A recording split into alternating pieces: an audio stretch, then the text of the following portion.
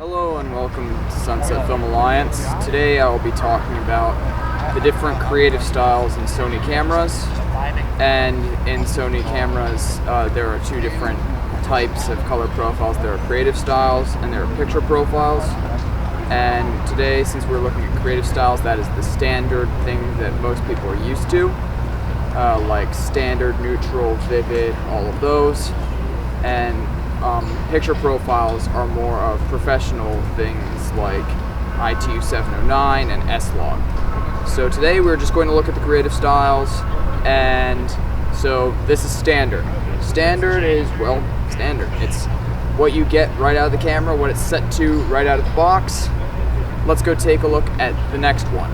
Alright, so this one is vivid, and vivid is a lot more, well, vivid, more contrast, higher saturation, and as you see with the leaves behind me in the sky, it is a lot more saturated, and the shadows might be crushed a bit more because vivid does tend to crush the shadows and blow out the highlights, which is a good look for some, but a bad look for others. I'd say it's pretty good for landscapes, but not much else.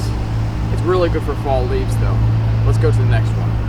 So this creative style is neutral, and neutral is more flat, muted colors, less contrast, a more pleasant tone. Basically, it, for some people, is equivalent to what they see, although since there is not much saturation or contrast, it does tend to produce a duller image, which looks good in some cases, worse in other cases, and noise will actually be higher in less contrasty profiles because of the lower contrast. Let's go to the next one. Alright, so this one is clear, and clear is a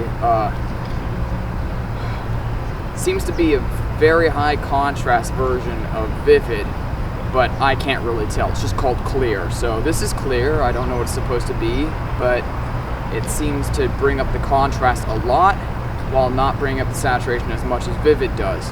But it does clip the blacks a lot, which can be unnecessary for some shooting scenarios, but seems to be good if you want a low-key image rather than a high-key one. Let's go look at the next one. So this is the deep creative style, and deep seems to be similar to natural, except with more saturation. I don't know why it really exists when you could take neutral or natural and increase the saturation, but it seems to provide more of a soft effect with muted highlights to give a more pleasing roll-off. Though, for me personally, this is one of my least favorite in the camera. Let's go take a look at the next one, and tell me what you think in the comments of each of these profiles. Okay, so this is light, and light seems to bring the shadows up and the highlights up a bit, so it gives a brighter image. So that's what light seems to do, and it seems to be very close to standard, but with brighter colors and a bit less saturation. So yeah, let's take a look at the classic ones, which everyone is used to seeing in their cameras, portrait and landscape. Then we'll go to some of the more interesting ones. Alright, so this is portrait, and should make skin tones look the best, apparently. It really just takes the oranges and messes around with them to try to make them look better, but everything else looks weird as a result. So, portrait, I actually recommend using neutral for portraits rather than portrait, because portrait, well, just kind of does weird things with skin tones sometimes. But if you prefer this look to neutral, then by all means use it. Let's move on to landscape. So this is landscape. What it does is it brings up the saturation of the greens and the blues and leaves everything else normal, supposedly. The only problem with that is it makes some things look weird, like sometimes skin tones look weird and urban areas look weird with landscape as well. So instead of using landscape, I recommend using vivid, but it's all up to personal taste when it comes to creative styles, because you can't change them too much. You can only change contrast, saturation, and sharpness. So let's go take a look at some of the more interesting ones that give some weird effects that are less explanatory. So this is sunset, is meant to mimic a look of sunset or give the correct white balance for sunset during an actual sunset, considering cameras tend to make sunsets too blue with automatic white balance. The weird thing about this is it just makes the image orange. Very similar to standard, but with the white balance cranked way up. So honestly, I would just recommend using standard and cranking the white balance to shade or something like that when you're taking pictures or video of sunsets. But this can bring an interesting look, and it looks sometimes good, sometimes bad. It's good for making fake sunsets, for instance, but not much else. I do not recommend using this too much, unless you really like the look. Let's move on to night. So this is night, and night is recommended for, well, night shooting. I do not know specifically what this does, but what I can guess is that it makes the image in a way so that less noise is perceptible. It looks very similar to a mix of standard and neutral, but just with a bit of a weird cast to it. But if you like night and you think it looks better at night, then by all means try it out and use it.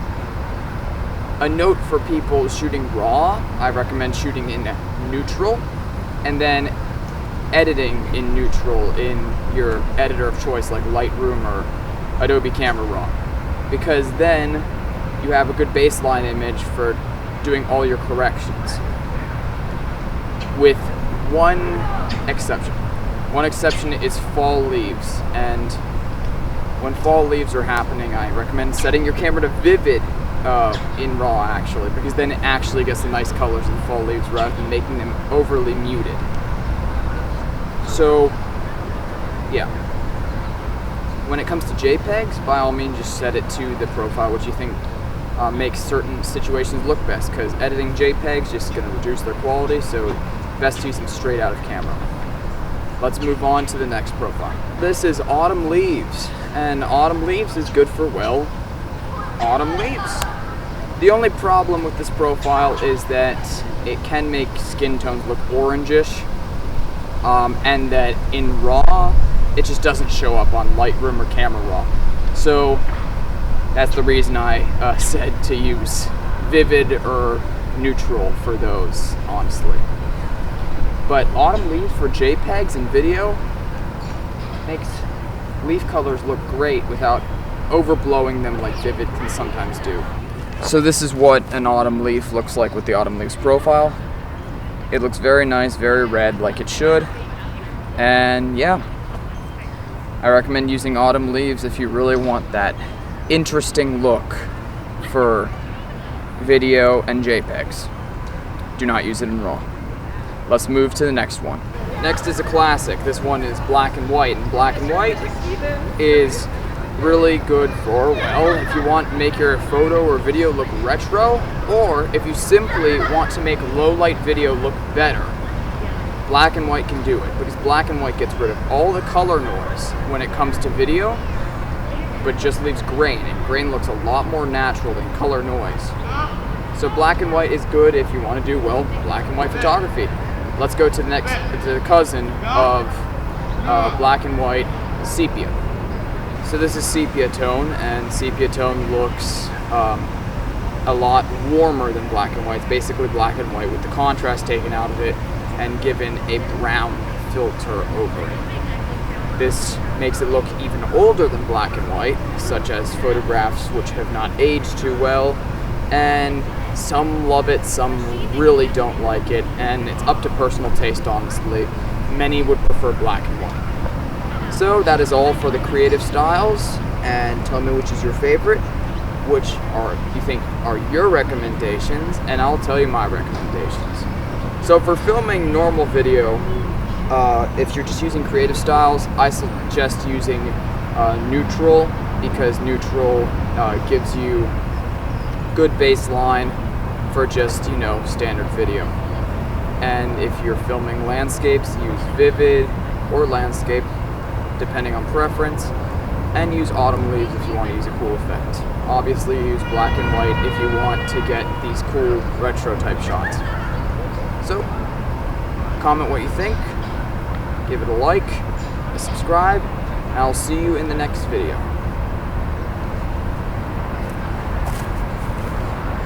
Next video will probably be about picture profiles. Stay tuned.